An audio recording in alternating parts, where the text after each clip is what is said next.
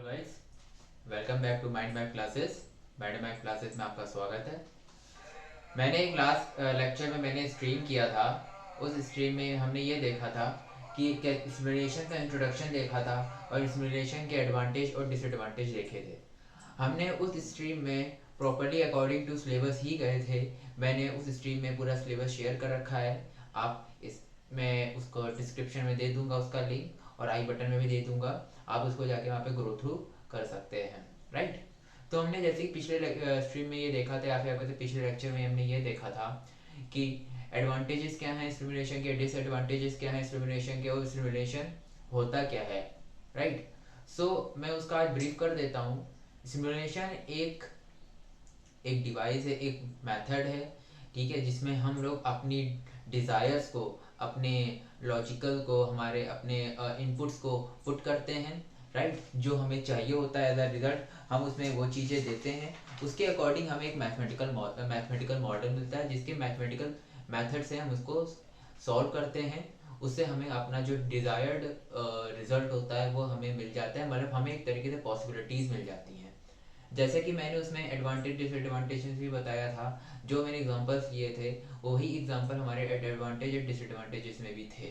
Just like जैसे weather forecasting अगर हम जब करते हैं तो हमें इनपुट पैरामीटर्स देते हैं, जैसे कि प्रेशर क्या हो सकता है, टेम्परेचर क्या होता है, विंड वेलोसिटी क्या हो सकती है उस समय, और भी बहुत सारे फैक्टर्स होते हैं, राइट। तो हम लोग ऐसे ही फैक्टर्स हम लोग अपनी इंडस्ट्री के भी अकॉर्डिंग देते हैं। जैसे अगर हमें वेल्डिंग कर रहे हैं तो करंट कितना देना है, हमें कितना वो वोल्टेज देना है, हमें कितना वाई फीड रेट देना है, हमें कितना लुब्रिकेंट का कितना कौन सा लुब्रिकेंट हम यूज़ कर रहे हैं, उसकी स्पेसिफिक हीट कैपेसिटी क्या है, वर्क पीस कौन सा है। हम लोग ये सब कांस्टेंट वेरिएबल का मेल जोल हम लोग सिमुलेशन सॉफ्टवेयर में देते हैं।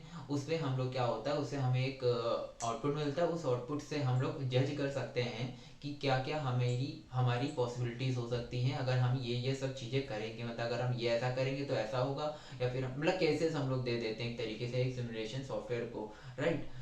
अगर आपने वो लेक्चर ना देखा हो तो प्लीज़ आप लेक्चर देखिए, क्योंकि वहीं से भी आपका एक बेस तैयार होता है। वहीं से आपको आगे चीज़ें, जब मैं क्लासेस आगे लेके आऊँगा तो वहीं से आपको चीज़ें समझ में आएंगी, राइट। आज हम शुरू करते हैं। जैसा कि मैंने ऊपर यहाँ पे लिख रखा है, सिमुलेशन मॉडलिंग एनालिसिस हमारे सब्जेक्ट का नाम है, जो कि एमटेक का सिलेबस है, राइट। आज हम लोग देखेंगे एप्लीकेशन ऑफ सिमुलेशन। हम लोग आज एप्लीकेशंस देखेंगे सिमुलेशंस के क्या क्या है। ये हमारा जो पूरा लेक्चर है वो अकॉर्डिंग टू सिलेबस ही चल रहा है, राइट। कोई टेंशन की बात नहीं है। अगर आपको सिलेबस चाहिए तो मैं डिस्क्रिप्शन में अपना मैं ईमेल आईडी दे दूंगा, उस पर आप मेल कर सकते हैं। फ़ोन नंबर भी दे दूंगा, उस पर आप फ़ोन नंबर करके मैं आपको नोट्स और या सिलेबस दोनों प्रोवाइड करा दूंगा, राइट। हम देखते हैं एप्लीकेशंस क्या होते हैं सिमुलेशन के। पहले एप्लीकेशन होता है हमारा सिमुलेशन का मैन्युफैक्चरिंग।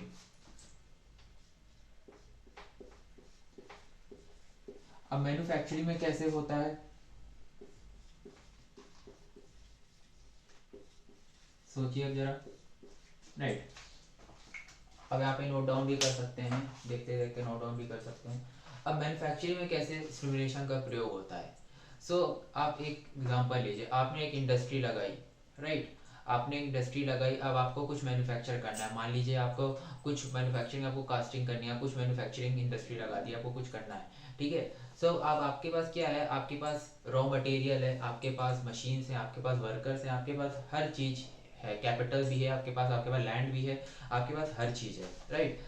अब आपके पास हर चीज़ होने के बावजूद अगर आपको ये पता करना हो कि आपका जो मैन्युफैक्चरिंग यूनिट है कितना एफिशिएंट है, कितना इफेक्टिव है, कितना कॉस्ट वर्थी है, कितना उससे आपका कितना नुकसान हो सकता है या फिर कितना आपको फ़ायदा हो सकता है, अगर आपको ये सब चीज़ें पता करनी है तो आपको देखिए, एक तो नॉर्मल तरीका है कि आप उस मैन्युफैक्चरिंग उस लैंड पे अपने कैपिटल लगाइए, पूरी वर्कफोर्स लगाइए, पूरी पूरी मशीन लगाइए, इनपुट दीजिए, ठीक है। तो उससे आपको पता चल जाएगा, और मतलब काम करिए, ऑफकोर्स को रन कराइए अपने मैन्युफैक्चरिंग यूनिट को।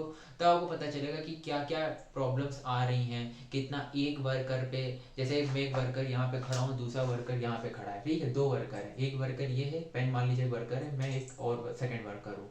अब उस वर्कर के पास एक क्या आती है, एक प्रोडक्ट आता है, जो आपने मैन्युफैक्चरिंग यूनिट लगाई उसके पास एक प्रोडक्ट आता है। अब ये जो वर्कर है, ये पहले मान लीजिए वर्कर है ये, अब ये वर्कर जो है उस प्रोडक्ट पे कितना समय लगा रहा है, राइट। अभी तो शुरुआत हुई है, तो शुरुआत में तो नहीं कैलकुलेट, जब प्रोसेस आगे चलेगा तब। अब वो अब जब वर्कर मेरे को ये पेन मतलब प्रोडक्ट दे देगा तो मैं कितना समय लगा रहा हूँ, अब ये प्रोडक्ट कितनी देर, ये बंदा कितनी देर खाली बैठा है, राइट। अब आपको ये देखना है ये बंदा कितनी देर खाली बैठा है, उसके लिए आप ऑपरेशन रिसर्च लगाओगे, सब कुछ दुनिया मॉन्टी कार्लो लगाओगे, सिमुलेशन लगाओगे, आपने सब सुना होगा, वो सब लगाओगे, ठीक है ना, TMTP TO लगाओगे, ठीक है। तो अब ये सब चीजें इस पे करोगे, तो अब ये वर्कर कितनी देर खाली बैठा है, या फिर इसकी आइडल टाइम कंडीशन क्या है, ये अब क्या करना है, अब इसको करना है कि अब आप अगर ये खाली बैठा है, अगर ये खाली बैठा हुआ है वर्कर, तो इसका मतलब कि आपकी कॉस्ट, तो आपकी मतलब जो आपकी प्रोडक्टिविटी है कम हो रही है, ऑफ कोर्स डेफिनेटली कम हो रही है आपकी प्रोडक्टिविटी। तो ये सब आप या तो आप स्टैब्लिश कर दो, तो आप पता कर पाओगे कि कितनी देर ये खाली बैठ रहा है, या फिर जब मेरे पास से प्रोडक्ट निकल गया तो मैं कितनी देर खाली बैठ रहा हूँ, क्या टाइम गैप आ रहा है। उन सबको फिल करने के लिए या तो आप, पहला तरीका है आप तो प्लांट लगा दो, उस पर वर्क कराओ, तब आप चीज़ें देख सकते हो। या तो आप सिमुलेशन का मेथड यूज़ कर लो, सिमुलेशन का मेथड यूज़ करके आप मैथमेटिकल मॉडल लगाओ, अपने वेरिएबल्स दो, अपने कांस्टेंट दो, उन सबको अगर आप जब इम्प्लीमेंट चीज़ों को करोगे, जब आप उसको उसमें इंस्टॉलेशन मॉडल्स में दोगे, सॉफ्टवेयर्स में दोगे, जब आप, इंस्टॉलेशन एक सॉफ्टवेयर होता है, राइट। तो उसमें जब आप दोगे या फिर मैथमेटिकल मॉडल आप तैयार करोगे सिमुलेशन का, ऑफ कोर्स सॉफ्टवेयर एक मैथमेटिकल मॉडल से ही आता है, तो हम लोग पहले तो मैथमेटिकल मॉडल देख रहे हैं, उसमें आप जब आप पुट करोगे तब आपको पता चलेगा कि बिना पैसा खर्चे किए आपको पता चल जा रहा है, बिना कैपिटल, बिना अपनी लैंड यूज़ किए, बिना वर्कर लगाए, बिना कुछ किए, आपको पता चल जा रहा है कि कितना डिले हो रहा है, क्या क्या पॉसिबिलिटीज हो सकती हैं, एक वर्कर खाली हो गया, क्या क्या पॉसिबिलिटी हो सकती है। तो ये सब चीज़ें आपकी एक क्या कहते हैं कि सिमुलेशन से पता चल जाता है। और भी अगर मैन्युफैक्चरिंग का एग्जांपल लूँ मैं, अगर आपको बताना चाहूँ, तो मैन्युफैक्चरिंग का एग्जांपल ये भी हो सकता है कि एक मशीन अकॉर्डिंग टू मशीन अगर हम चलिए बात करते हैं, अब एक मशीन कितना देर खाली हो रही है। अगर एक मशीन से हमने एक बोल्डिंग कर लिया या फिर हमने कास्टिंग कर लिया, कुछ भी कर लिया हमने उससे, CNC मशीन ले लिया, CNC मशीन एक हाइपोथेटिकल मान लीजिए कि एक वर्क पीस बनाने में 5 मिनट लगा रही है, तब दूसरा उसमें जब रॉ प्रोडक्ट आएगा, उसमें जो वर्क पीस देगा, तो वो अब निकालने के बाद कि उसमें कितना समय गैपिंग हो रही है, तो ये सब भी सिमुलेशन बता देता है, राइट। तो बहुत सारी चीज़ें होती हैं, हम लोग उसमें हम लोग साइंटिफिक मेथड से भी देख सकते हैं कि क्या क्या चीज़ें प्रॉब्लम्स आ रही हैं, क्या क्या दिक्कत हो रही है, हम लोग ये मैन्युफैक्चरिंग इंडस्ट्री में इसका यूज़ किया जा सकता है, सिमुलेशन मॉडल का। सॉफ्टवेयर आता है, एक वन टाइम इन्वेस्टमेंट होता है, उसमें आप कुछ भी करना, उससे पहले आपने पैरामीटर्स दे दो, वेरिएबल कॉन्स्टेंट दे दो, वो आपको आउटपुट दे देगा निकाल के। फिर आप अपना उनको आप अपने बैकवर्ड एलिमिनेशन मेथड एक होता है, उससे आप चीज़ों को, जो जो आपके जो जो बेकार चीज़ें उसको आप रिवर्ट बैक करके आप चीज़ों को इम्प्रूव कर सकते हो। आप पिछला लेक्चर देखेंगे जब आप, तो उसमें एडवांटेज डिसएडवांटेज में मैंने प्रॉपर्ली एक्सप्लेन किया है, राइट। हम सेकंड देखते हैं, कंस्ट्रक्शन इंजीनियरिंग।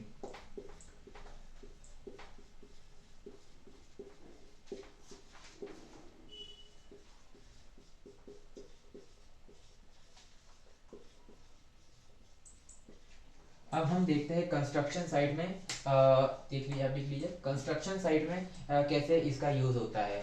अब मैं एग्जांपल लेता हूँ, मान लीजिए कि मैं तो मैकेनिकल इंजीनियर हूँ, राइट।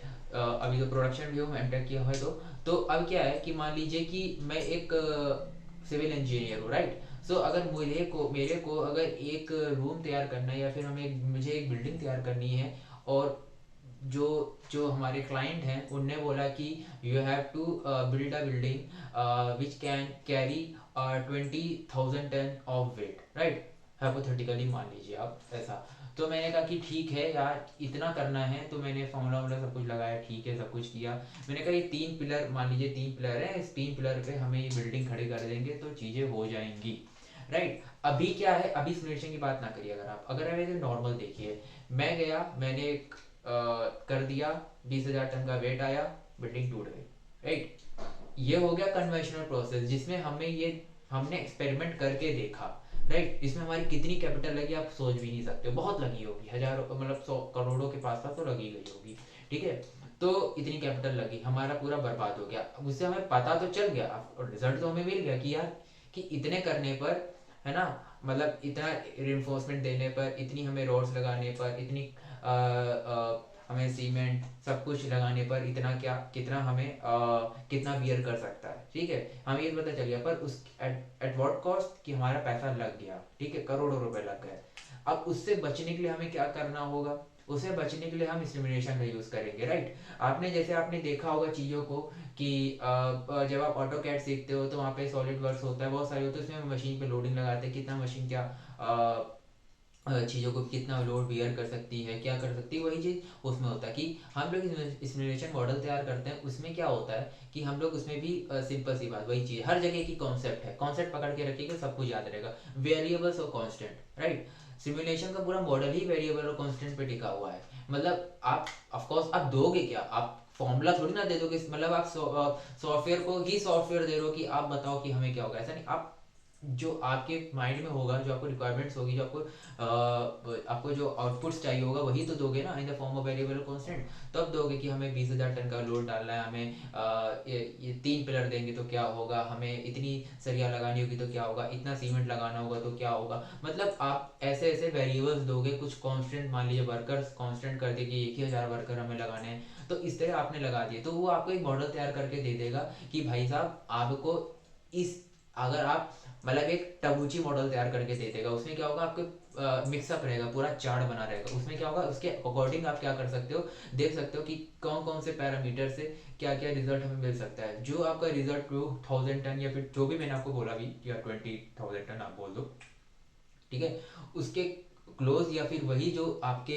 कॉम्बिनेशन आपको देगा जिन चीज़ों का, वही आप इसको यूज़ करोगे। मतलब आपको वो चीज़ पाने के लिए पहले आप अपने पैसा पूरा लगा रहे थे, अब क्या है, आप एक सॉफ्टवेयर में डाल के आप वो पैसा बचा ले रहे हो, मतलब वन टाइम इन्वेस्टमेंट है सॉफ्टवेयर का यूज़ करके, राइट। तो आपको कंस्ट्रक्शन इंजीनियरिंग का समझ में आ गया होगा।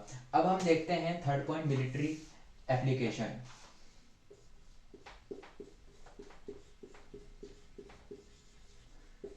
मिलिट्री बोल रहे हैं तो हम कह सकते हैं इंडियन आर्मी, जय हिंद। सो देखते हैं military application.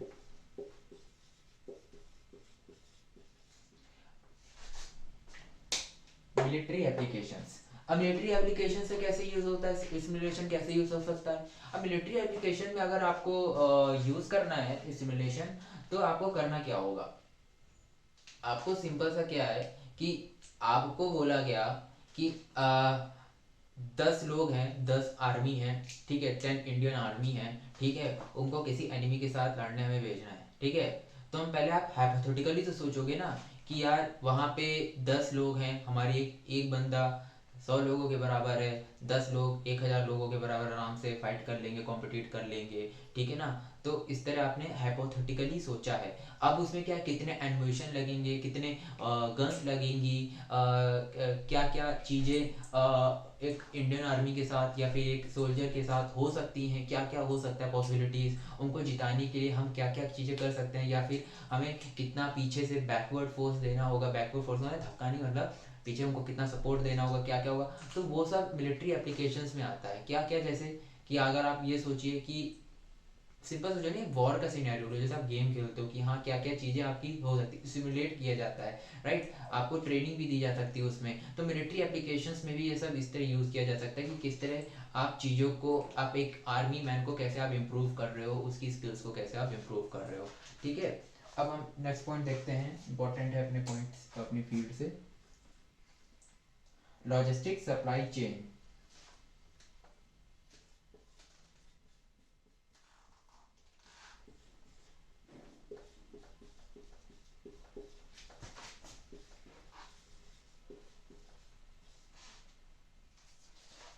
And distribution application.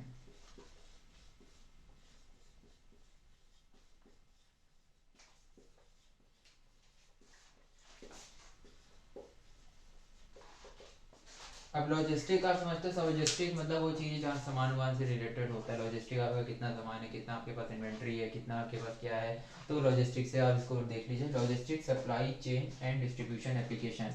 देखिए आपको बहुत सारी चीज़ें इंजीनियरिंग में ऐसे ही होता है, आपने बीटेक तो किया ही हुआ है, तो आपको बहुत सारी चीज़ें वर्ड से भी समझ आनी चाहिए, ठीक है। वर्ड जो बता रहा होता है वही चीज़ चीज़ होती है, मतलब ऐसा नहीं होता कि कुछ और हो गया हो, ठीक है, हो सकता है कुछ जगह जगह अलग हो, बट वर्ड से आप चीज़ों को फील करके जब आप करोगे ना, तो एग्जाम में लिखने में आपको बहुत आसानी हो जाएगी, नंबर उसी के मिलते हैं। तो लॉजिस्टिक सप्लाई चेन मतलब सीक्वेंस क्या, मतलब आपको जैसे अमेजोन का एग्जांपल बेस्ट ऑफ एग्जांपल है, अमेजोन का एग्जांपल ले लीजिए आप। तो अमेजोन का एग्जांपल अगर आप जब लेते हो तो उनकी लॉजिस्टिक सप्लाई चेन कितनी बेहतरीन है। मतलब उनके पास आपने ऑर्डर किया नहीं, with in the period of time, मतलब एक हफ्ता या फिर जैसा भी आ, उस प्रोडक्ट की डिमांड है, शॉर्टेज या फिर कोई दिक्कत नहीं है, शॉर्टेज नहीं है या फिर शॉर्टेज है, उसके अकॉर्डिंग आपको टाइम बता देता है वो। मतलब टाइम क्या, मतलब डेज बता देता है कि इतने डेज में, टाइम तक आपको बता देता है कि 10 से शाम के 6 बजे तक, या फिर कैसी क्या चीज़ें हैं उसके अकॉर्डिंग वो आपको बता देता है कि क्या कितनी देर में आपको सामान मिल जाएगा, कितने दिन बाद आपको सामान मिल जाएगा, according to their stocks. Right, तो उनकी सप्लाई चेन कितनी है, वो ऐसा नहीं होता कि एक दिन बैठे उनने कहा कि ये पास सामान है, कि किसी ने यहाँ से लखनऊ से ऑर्डर कर दिया, फिर किसी ने गुड़गांव से ऑर्डर कर दिया, किसी ने हरियाणा से ऑर्डर कर दिया तो तुरंत नहीं, वो पहले सिमुलेट करते हैं कि हमारा इतना रेंज है, हमें इतनी स्टेट्स हैं, इस स्टेट्स में अगर यहाँ से 1,000 हमारे ऑर्डर्स आ रहे हैं तो हमें कितने स्टेट्स में, हर स्टेट में हमें कितने डिस्ट्रिक्ट्स हैं, उन डिस्ट्रिक्ट में हमें एक ना एक हमें खोलना पड़ेगा ऑफिस, है ना, हमें सब कुछ प्रॉपर चीज़ देनी पड़ेगी, तभी हम दे पाएंगे। अगर इतने ऑर्डर्स आते हैं पर डे तो हम कितना उसको एफिशिएंटली, हम कितने कम टाइम में हम कितने प्रोडक्ट हम डिलीवर कर सकते हैं अगर इतना ऑर्डर आता है। मान लीजिए कि हाइपोथेटिकली मान लीजिए कंट्री में 10 स्टेट हैं, 10 स्टेट में मान लीजिए हर स्टेट में पाँच यानी 3 डिस्ट्रिक्ट्स हैं, तो 10 स्टेट 3 डिस्ट्रिक्ट कितना हुआ, 30, ठीक है। तो आपके पास इतनी है, 30 स्टेट डिस्ट्रिक्ट्स हो गई टोटल। अब 30 डिस्ट्रिक्ट में एक एक ऑफिस तो लगाना पड़ेगा, एक एक ऑफिस हो गया। तो ये सिर्फ अब इतना तो आपको पता चल गया कि ये तो करना ही पड़ेगा, हर डिस्ट्रिक्ट में एक ऑफिस तो देना ही पड़ेगा, अमेजोन ने सोचा ऐसा। राइट, तो अब क्या है कि अब उनको ये पता करना है कि अगर हमारे साइट पे हर दिन 1,000 कस्टमर्स आ रहे हैं, तो अगर 1,000 कस्टमर अगर हर दिन हमारे साइट्स पे आते हैं, राइट, तो हमें कितना टाइम मिलेगा उनको डिलीवर करने का, मतलब एक ऑफिस से हम कितनी जल्दी, जल्दी से जल्दी, ऑफकोर्स हर कंपनी जल्दी जल्दी प्रोवाइड करना चाहती है अपनी सर्विसेज ताकि कस्टमर सेटिस्फाइड हो जाए, satisfaction rate must be high, है ना, हर कंपनी का ड्रीम होता है ये। तो उसको कितना जल्दी वो चीज़ों को दे सकता है, ये चीज़ों को ये सिमुलेशन से पता चलता है। या तो वो एक्सपेरिमेंट कर लो, एक्सपेरिमेंट तो पॉसिबल ही नहीं ना, आप सोच भी कैसे सकते हो कि इसमें एक्सपेरिमेंट करोगे, मतलब कैसे हो जाएगा एक्सपेरिमेंट, मतलब सब तो बंटाधार हो जाएगा। तो इसमेट किया जाता है चीज़ों को, हाइपोथेटिकली सोचा जाता है, इनपुट्स दिए जाते हैं, वेरिएबल्स दिए जाते हैं, कांस्टेंट दिए, कांस्टेंट क्या हो गए, ऑफिस हो गया, कांस्टेंट क्या हो गए, हमारा प्रोडक्ट की क्वांटिटीज हो गई, है ना, कांस्टेंट हो गए, वेरिएबल्स क्या हो गए, हम कस्टमर्स हो गए, हम वेरिएबल है, एक दिन 1,000 भी आ सकते हैं, एक दिन में 1,00,000 भी आ सकते हैं, एक दिन में एक भी नहीं आ सकता है, एक दिन में एक आ सकता है। तो ये सब अगर आप एक्सपेरिमेंटली देखने जाओगे तो very not easy to get the result, right. So बहुत खर्चा हो जाएगा, करोड़ों रुपए खर्चा हो जाएंगे, राइट। तो आप सिमुलेट करते हो चीज़ों को, आप सॉफ्टवेयर में डालते हो उसको, आप वेरिएबल्स कौन देते हो, कांस्टेंट देते हो, सिमुलेशन आपको एक दे देता है कि आप आपके पास आप बंदों को तो कंट्रोल नहीं कर सकते ना, कस्टमर को आप क्यों कंट्रोल करो, कस्टमर को थोड़े रिस्ट्रिक्ट करोगे। तो आप ऐसी चीज़ें दोगे ना जो आप कंट्रोल कर सकते हो, मतलब सिमुलेशन आपको बता देगा कि नहीं, एक डिस्ट्रिक्ट में कम से कम 2 ऑफिस हो, आपको ये, मतलब आपकी अगर रिक्वायरमेंट क्या, अगर आप चाह रहे हो कि अगर मान लीजिए अगर आप चाहते हो कि 1,000 कस्टमर आ रहे हैं हमारे दिन में, और आपने सोचा कि 1,000 कस्टमर को जो हम डील सिर्फ एक ही ऑफिस से कर लेंगे, आपने ये सोचा, पर आप जब आप इसको सॉफ्टवेयर में डालोगे, मतलब आपकी ये वेरिएबल्स हो गए, कांस्टेंट हो गया, कांस्टेंट एक ऑफिस, वेरिएबल कस्टमर्स हो गए, ठीक है ना, 1,000 से 2,000 हो गए, वेरिएबल्स दे दिया आपने, ठीक है, स्टेप अप स्टेप इन कर दिया, ठीक है। तो अब क्या है कि अब आपने ये सोचा, पर अगर आपने मान लीजिए प्रैक्टिकल भी कर लिया, आपको लगा सोल्यूशन हमें करना ही नहीं यूज, आपने प्रैक्टिकल ही कर लिया, तो देखा आपकी आपका कंपनी बंद हो गई दूसरे दिन ही, ठीक है, पर आपने सिमुलेशन किया तो सिमुलेशन बता देगा नहीं आपको 2 ऑफिस चाहिए। तो इस तरह चीज़ें आपने समझ गए होंगे आई थिंक। डिस्ट्रीब्यूशन एप्लीकेशन, यही चीज़ अमेजोन का डिस्ट्रीब्यूशन कैसे करना है, मतलब 10 प्रोडक्ट अगर आपने किसी अपनी साइट पर डाल रखे हैं तो डिस्ट्रीब्यूट उसको किस तरह करे कि आपका जो आपका जो कंपनी का जो रेवेन्यू है बढ़े भी और डिले भी ना हो प्रोडक्ट डिलीवर करने में। तो इस तरह ये होता है। अब हम देखते हैं नेक्स्ट पॉइंट, ट्रांसपोर्टेशन।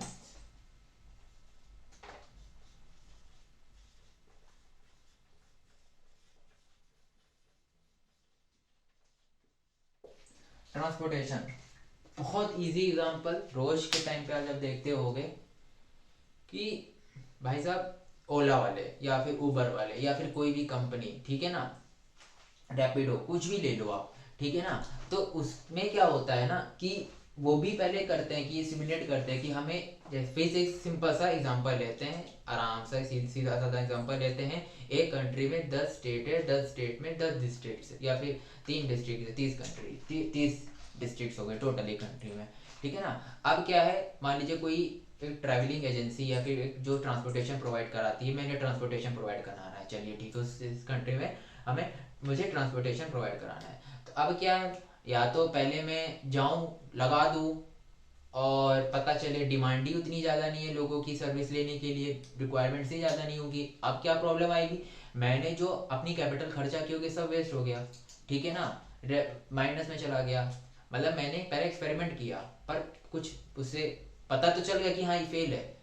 अब मुझे क्या, मुझे पैदा करने, अब क्या फिर मैंने किया, तो ऐसे करते करते तो मैं पूरा बैंक करप्ट हो जाऊंगा। But simulation is a method by which मुझे ये पता चल जाएगा कि हाँ, कि अगर 30 डिस्ट्रिक्ट में मुझे सर्विस देनी है, अपनी ट्रांसपोर्टेशन की, अपनी सर्विस की सर्विस देनी है, तो उससे हमें ये पता चल जाएगा कि हाँ भाई साहब कि ये चीज़, मतलब 30 डिस्ट्रिक्ट्स हैं, और मान लीजिए हर डिस्ट्रिक्ट में 1-1 लाख है, तो 3 करोड़ लोग हो गए। ठीक है ना, इसी के आसपास, मतलब ठीक है।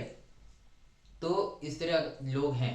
ठीक है ना। अब क्या है कि अब हमें सिमुलेशन बता देगा हमारे कांस्टेंट क्या हो गए, हमारे वर्कर हो गए, हमारा ऑफिस हो गया, हमारे व्हीकल्स हो गए, हमारे ड्राइवर्स हो गए, तो कांस्टेंट हो गए। वेरिएबल क्या हो गया, कस्टमर की रेंज ले ली हमने कि भाई 1 लाख से 10 लाख के लोग हमारी सर्विस ले सकते हैं। तो हमें कितनी, हमें और रिक्वायरमेंट हो सकती है व्हीकल्स की और ऑफिस की और ड्राइवर्स की, और कितनी रिक्वायरमेंट्स हो सकती है, हमें कितना पैसा उसमें देना पड़ेगा ताकि हमारा आउटपुट अच्छा हो, हमारा इनपुट जो दे रहे हो उससे दोगुना हमारा आउटपुट आए। तो ये सब सिमुलेशन बता देगा। ट्रांसपोर्टेशन भी वही चीज़ उसी एरिया में ट्रांसपोर्टेशन पे आ जाती है, सिमुलेट कर सकता है कि यार ये चीज़ अच्छी। या फिर आप एक दूसरे नज़रिए से देखिए, आप कहीं पे अगर मान लीजिए आपने एक रोड बनानी है, राइट, सो आपने क्या किया कि अब रोड जो बनती है, अब ऐसा तो नहीं होता कि एक कमरे से दूसरे कमरे तक रोड बननी है, नहीं। रोड तो होती हजारों किलोमीटर्स की भी होती है, 100 किलोमीटर्स की भी होती है, टेंस की यूनिट्स में भी किलोमीटर्स में होती है आपकी रोड। तो अगर अब जब रोड बन रही होती है, राइट, तो क्या होता है कि अब हर जगह की जो सॉइल होती है, जो हर जगह की मिट्टी होती है, हर जगह की एनवायरमेंटल कंडीशंस होती है, जो अगर दो स्टेट को कनेक्ट कर रही मान लीजिए रोड, ठीक है, उसकी जो रिक्वायरमेंट्स अलग अलग होती है। सॉइल की कंडीशंस अलग अलग होगी ही, नीचे अलग होगा, कुछ कहीं मान लीजिए अलग अलग होता है हर जगह का। तो उसको ओवरकम करने के लिए कि अब आप क्या करोगे, आप पैरामीटर्स हो गई, बहुत हाई लेवल की चीज़ हो गई है। ठीक है ना, ठीक है, ये यहाँ छोटे, अब मैं अगर उसकी एक एक पॉइंट लूंगा तो पूरा लेक्चर इसी पॉइंट में निकल जाएगा। तो प्रॉब्लम होगी क्या कि आपको रोड बनानी है, ठीक है ना। अब यहाँ पे कंडीशन अलग, यहाँ पे कंडीशन अलग, आपने सिमुलेट कर दिया कि नहीं भाई साहब कि यहाँ पे से ना ले जाओ, कहीं और से ले जाओ आप रोड, ठीक है ना, यहाँ पे चीज़ें सही नहीं है। तो ट्रांसपोर्टेशन पे भी हेल्प करता है। पर बहुत सीधा एग्जांपल आप ओला वाले से लीजिए, वो सिमुलेशन का बेस्ट एग्जांपल है। ठीक है। अब हम देखते हैं नेक्स्ट पॉइंट।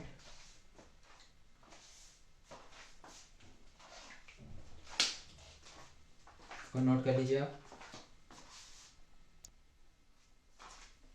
हम नेक्स्ट पॉइंट देखते हैं, कौन सा, बिजनेस प्रोसेस सिमुलेशन।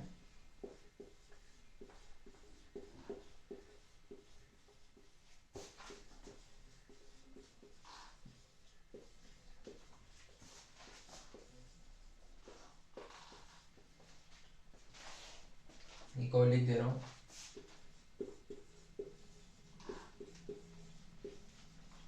दो को एक साथ एक्सप्लेन कर देंगे। Business process estimation.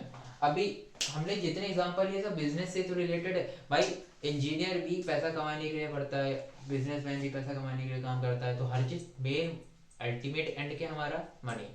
तो ये सब चीजें क्या है, सब बिजनेस का ही तो प्रोसेस है कि अगर आपको कितनी फैक्ट्रीज लगानी, कितने हमें गाड़ी ट्रांसपोर्टेशन में देनी है, या फिर हमें, अगर हम लोग नेक्स्ट पॉइंट को भी साथ लेके ही एक्सप्लेन करूँ मैं, तो कितने हेल्थ केयर वर्कर, कितनी मेडिसिन है ना, कितने देनी है। अब मैं इसको एक प्रॉपर वे में एक्सप्लेन करता हूँ, राइट, आपको ओवरव्यू दे दिया दोनों पॉइंट्स का। बिजनेस, इन दोनों का एक ही साथ समझते हैं, ज़्यादा बेहतर रहेगा, कंबाइंड समझते हैं इन दोनों को। क्या है, हेल्थ केयर भी बिजनेस ही है, और बिजनेस प्रोसेस, इन दोनों को सामने रखते हैं। तो अगर मैं हेल्थ केयर को समझाता हूँ तो ये समझ लीजिए बिजनेस प्रोसेस भी उसी में कंबाइंड है, क्योंकि सब चीज़ें वही है बिजनेस प्रोसेस में। अब मान लीजिए हेल्थ केयर है, उसमें उसमें बिजनेस है ऑफकोर्स। फिर वही लेते हैं, एक कंट्री में 30 स्टेट्स है, 30 स्टेट्स में एक स्टेट में 1 लाख के 3 करोड़ लोग के आसपास हो गए, ठीक है ना। तो अब क्या है कि वहाँ पे कितनी मेडिसिन की रिक्वायरमेंट हो सकती है, कितने हॉस्पिटल्स हमें इस्टेब्लिश करने पड़ सकते हैं, पर स्टेट कितने हॉस्पिटल इस्टेब्लिश करने पड़ सकते हैं, कितनी हमारे डॉक्टर्स, हमारे नर्स, कितने स्टाफ, क्या रिक्वायरमेंट होगी। अगर ज़्यादा लगा दिया तो भी आप सैलरी नहीं दे पाओगे लोगों को। क्यों? क्योंकि भाई जब एक स्टेट में सिर्फ 2 हॉस्पिटल से काम चल जा रहा है, तो आप उसको 4 हॉस्पिटल लगा के आप क्या कर लेना है, कुछ तो कर नहीं पाना। तो आपका बिजनेस जो प्रोसेस सिमुलेशन भी उसी में समझ लीजिए, वही बिजनेस। आपको आप हॉस्पिटल लगाओगे तो बिजनेस ही तो है एक तरीके से वो भी, राइट। तो आपको पता होना चाहिए कि कितनी रिक्वायरमेंट्स है आपके हॉस्पिटल्स की, वही हेल्थ केयर का भी कंबाइंड चल रहा है दोनों का, ठीक है। पॉइंट आप समझते रहिएगा, ठीक है। कितनी रिक्वायरमेंट है, क्या चीज़ें हैं, कितना रिक्वायरमेंट आपको लगना है, इससे आपको पता चल जाता है सिमुलेशन से। आपने सिमुलेशन में डाटा कोड किया कि इतने लोग हैं, आबादी है। लोग तो वेरिएबल है, जैसे आपको शुरुआत से बता रहा हूँ, लोग पैदा भी होंगे और बीमार भी पड़ सकते हैं, बीमार कोई ना पड़े, पर रिक्वायरमेंट डेली नीड नेसेसिटीज हो सकती है, ठीक है ना, जरूरत। तो वहाँ पे क्या क्या कितने हॉस्पिटल, मिनिमम हॉस्पिटल कितने रिक्वायरमेंट है और कितने मिनिमम डॉक्टर रिक्वायर्ड है, तो आप वो वेरिएबल दोगे कि हाँ ये इतने लोग हैं, अगर मेरे पास इतने डॉक्टर मैं दूँ तो काम चल जाएगा। या आप सिमुलेशन सॉफ्टवेयर को आप मैथमेटिकल मॉडल तैयार करोगे, उससे आपको पता चल जाएगा, राइट। तो ये चीज़ें आपकी सिमुलेशन प्रोसेस, सिमुलेशन से आपको सिमुलेट कर रही है, आपको बता रही है कि ये दोगे तो ऐसा ऐसा रिजल्ट मिलेगा, ठीक है ना। तो आपको पता चलेगा, आप रिजल्ट आपको मनी के फॉर्म में भी देख सकते हो और सेटिस्फैक्शन के रेट के फॉर्म में भी देख सकते हो, जो आपकी रिक्वायरमेंट है, आपके ऊपर आप कैसे उसको देखना चाहते हो, ठीक है। अगला देखते हैं पॉइंट, रिस्क एनालिसिस। सब चीज़ें कोरिलेटेड हैं, मैं उसको ऐसे ही इसी तरह समझा रहा हूँ ताकि आपको परेशानी ना हो।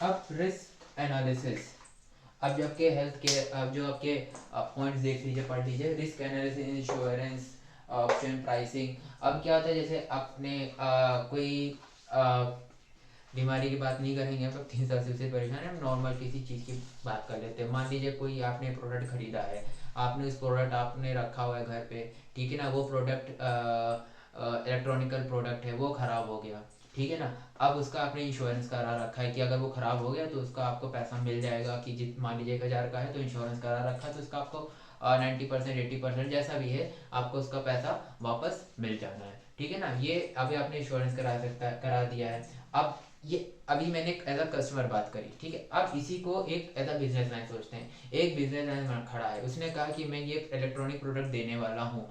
अगर हर बंदा अगर इंश्योरेंस कराता है, अगर हर बंदे का ये प्रोडक्ट खराब हो जाता है तो मेरे को तो पैसा वापस करना पड़ेगा। और अगर वो पैसा वापस करने लगा हर बंदे को, तो उसकी कंपनी नहीं चल सकती, ये तो आप जानते हो, फैक्ट है, ठीक है ना।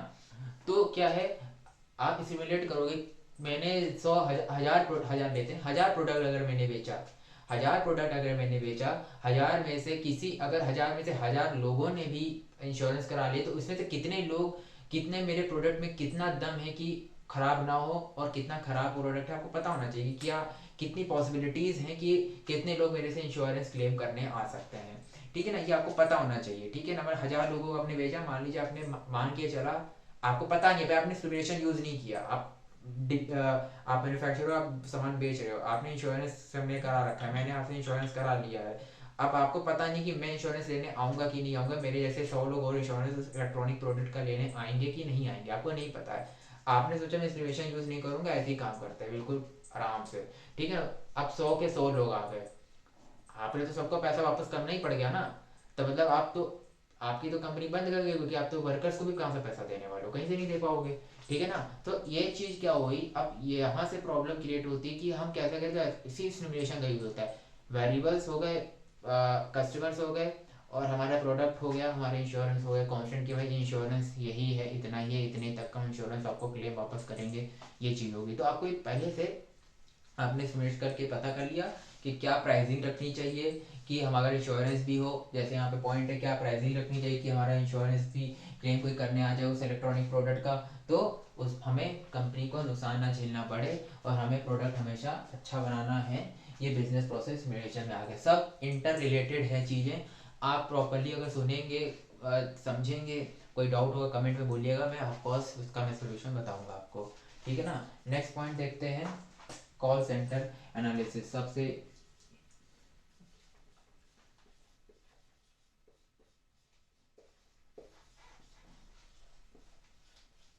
ये सब जितने पॉइंट्स हैं ये मेरे खुद के बना हुए पॉइंट्स नहीं, आपको मैं बताना चाहूँगा। ये पॉइंट्स सारे और सारे बुक में लिखे हुए हैं, एज इट इज पॉइंट मैंने यहाँ पे मैंने प्रिंट कर दिया, कॉपी पेस्ट मार दिया इस वाइट बोर्ड पे। आप ये ना सोचिए कि मैंने अपने आप से बनाया है, ये सारे पॉइंट्स पूरे जेन्युइन पॉइंट्स है, बुक से रिलेटेड हुए पॉइंट्स है, मैंने खुद अपने नोट्स बनाए प्रॉपरली, बुक से देख के बनाए हैं। ठीक है ना। तो आपको ये सोचने की टेंशन की जरूरत नहीं है कि ये पॉइंट्स कहीं गलत तो नहीं है, आप इसको बुक्स में जाके देख सकते हैं। मैंने अपने नोट्स में पेज नंबर तक लिख रखा है, अब मैं आपको बुक बता दूंगा, पेज नंबर तक भी लिख रखा है कि उस पेज नंबर पे ये पॉइंट्स आपको मिलेंगे। तो क्रॉस वेरीफाई करने का भी आप, मुझे कोई टेंशन नहीं, आप कर लीजिएगा। ठीक है, आपको बता दूंगा किस बुक से मैंने ये सब पॉइंट्स लिखे हैं और किस पेज नंबर पे ये पॉइंट्स हैं। राइट। तो अब देखते हैं call centre analysis. Call centre वाले, अब वही फिर एग्जांपल, सिंपल सा एग्जांपल, शुरुआत से एक ही एग्जांपल लेता हूँ मैं, कोशिश करता हूँ उसी एग्जांपल का कि आपके दिमाग में जोर ना पड़े कि कोई और एग्जांपल आ जाए, उसी के अकॉर्डिंग आप इंजीनियर से समझ लेना। ठीक है ना। मान लीजिए वही एक कंट्री है जिसमें 30 स्टेट्स हैं, 30 स्टेट्स में 30 करोड़ लोग हैं, 3 करोड़ लोग, ऐसा भी आप मान लो। ठीक, 3 करोड़ लोग हैं। ठीक है ना। अब क्या है, आपको सर्विस देनी है अपने कॉल सेंटर्स की, कोई कंपनी की आपको देनी है। ठीक है ना। अब क्या है, आपने डिसाइड कर दिया कि हमें वहाँ पे कॉल सेंटर स्टैब्लिश करना है। अब कॉल सेंटर आपको अगर स्टैब्लिश करना है, ठीक है, कॉल सेंटर आपको स्टैब्लिश करना, आपको ये पता नहीं कि कितने लोग कॉल करने वाले हैं, कितने लोग मेरे कॉल सेंटर से सर्विस अवेल करने वाले हैं, और मैं कित बिजनेस टू बिजनेस वाला सिस्टम कहीं यहाँ चले गए, रहने दिए। तो कितने लोग बिजनेस लेने वाले, हमारे बिजनेस में इन्वॉल्व होने वाले हैं, या फिर कितने लोग हमारे सर्विस लेने वाले हैं। तो आपने मान लीजिए 30 स्टेट्स में, वही एग्जांपल है, 30 स्टेट्स में आपने लोग बैठा दिए, 30 स्टेट्स में 30 कॉल सेंटर लगा दिए। क्या मतलब है भाई साहब, हर मतलब क्या मतलब हर अंधा कोई कॉल कर रहा होगा क्या? नहीं ना। आपकी कंपनी डूब गई। आपने अगर कम लगा दिया तो भी आपकी लाइन बिजी जाएगी, आपने ज़्यादा लगा दिया तो भी आपका मुनाफा नहीं होगा, आपका प्रॉफिट नहीं होगा, आपका आउटपुट अच्छा नहीं लगेगा। तो आप क्या करो, सिमुलेट कर लो कि भाई इतने लोग हैं, वेरिएबल कस्टमर्स हो गए, कांस्टेंट आपके ऑफिस हो गए, कांस्टेंट आपके जो आपके लोग हैं जो कॉल रिसीव कर रहे हैं, आपके सर्विस दे रहे हैं, वो कांस्टेंट हो गए। ठीक है ना। हो सकता है आपको सिमुलेशन में भी बता दे कि नहीं, आपको अपनी चीज़ें बढ़ानी है तो आप बढ़ा सकते हो। ठीक है ना। वो आपको सिमुलेशन डगूची आपको बता देगा, मोंटी कॉल सिमुलेशन आपको सब बता देगा कि क्या क्या आपको जरूरत है। वही कॉल सेंटर एनालिसिस में ये सब चीज़ें आती हैं। ठीक है ना। आप इसको नोट डाउन कर लीजिए।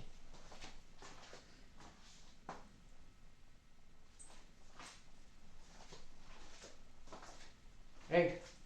सो आज की क्लास यहीं पे रखते हैं। मैं ज़्यादा बड़ी क्लासेस इसलिए नहीं बना रहा हूँ ताकि आप, अगर आपको कोई चीज़ समझ में ना आए तो दोबारा से आप इस वीडियो को करके देख लीजिए। एक फिक्स्ड पैरामीटर्स पे मैंने चीज़ों को रखा है कि यही चीज़ स्टार्ट करेंगे, यही चीज़ ख़त्म करेंगे, ताकि आपके यहाँ कोलिजन ना हो। मेरी जो क्लासेस का ड्यूरेशन है अकॉर्डिंग टू कॉलेज के ही ड्यूरेशन पे ही है, मतलब जो कॉलेज आपकी जिस कितने टाइम तक क्लास चलती है उसी टाइम तक ही मैं क्लास को रन कर रहा हूँ। अगर मैंने एक दो पॉइंट अगर आगे, जैसे अब नया सिलेबस का आपका है, अगला सिलेबस का है आपका, आपने अब तक खत्म कर लिया, सिमुलेशन का मतलब समझ लिया आपने, एडवांटेज समझ लिया, डिसएडवांटेज समझ लिया, ये मैंने पिछले लेक्चर में बताया था, आप देख सकते हैं। है ना। आज के लेक्चर में हमने देखा है एरिया ऑफ एप्लीकेशन देखा सिमुलेशन का। नेक्स्ट लेक्चर में हम देखेंगे अकॉर्डिंग टू सिलेबस, में सब बातें कर रहा हूँ। अब सिलेबस मेरे पास ये है, आप देख सकते हैं, ये सिलेबस है। ठीक है ना। तो ये अकॉर्डिंग टू सिलेबस ही मैं पूरी बात कर रहा हूँ। तो अगले लेक्चर में हम सिस्टम देखेंगे, सिस्टम के एनवायरनमेंट्स देखेंगे, उतना ही देखेंगे जो एक कॉलेज के टाइमिंग में चीज़ें आती हो। मैं ऐसा नहीं होगा कि मैंने अभी सिस्टम बता दिया फिर आधा में कल सिस्टम बताऊँ, ऐसा नहीं करने वाला हूँ। प्रॉपर उसी में रहेगा, एक पूरा बॉक्स रहेगा, उसी आप बॉक्स जब आप खोलोगे वही चीज मिलेगी, उससे आधा नहीं मिलेगा कि हम आधी सर्विस भाई कल करेंगे, आधी दीवार आज पोत दी है, आधी दीवार कल हम पोतेंगे, ऐसा नहीं, पूरा करके जाएंगे। उसके अलावा नहीं करेंगे, ताकि आप में के अंदर कोई कंफ्यूजन क्रिएट ना हो। ठीक है ना। सिमुलेशन एक बहुत इजी चैप्टर है। अगर आप हमारे साथ जुड़े रहेंगे तो ये आपको बिल्कुल बहुत इजी लगेगा। कोई बच्चा को एग्ज़ाम में प्रॉब्लम नहीं होगी। और मैं आपको ये बताना भी चाहूँगा कि सारे क्वेश्चंस भी मैं लेके आऊँगा जो कि हमारे यूनिवर्सिटी से एग्ज़ाम में आते हैं, वो क्वेश्चंस भी यहाँ पे हम सॉल्व करेंगे। ठीक है ना।